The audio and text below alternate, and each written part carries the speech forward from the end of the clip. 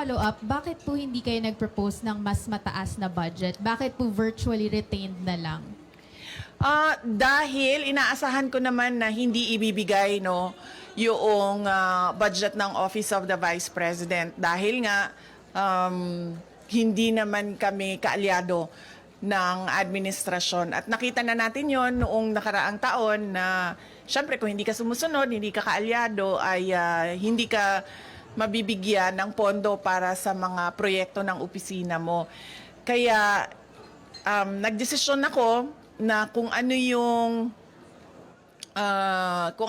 budget na ibinigay ngayong taon na ito ay yun din yung budget. Naglagay lang kami ng konti para sa inflation, yun din yung budget para sa susunod na taon dahil ayaw kong napapahiya at pinapahiya yung mga ibang personnel ng Office of the Vice President, lalong-lalo na kapag nandun na sila sa House of Representatives or sa Senate na nakaharap yung ating mga miyembro ng Kongreso.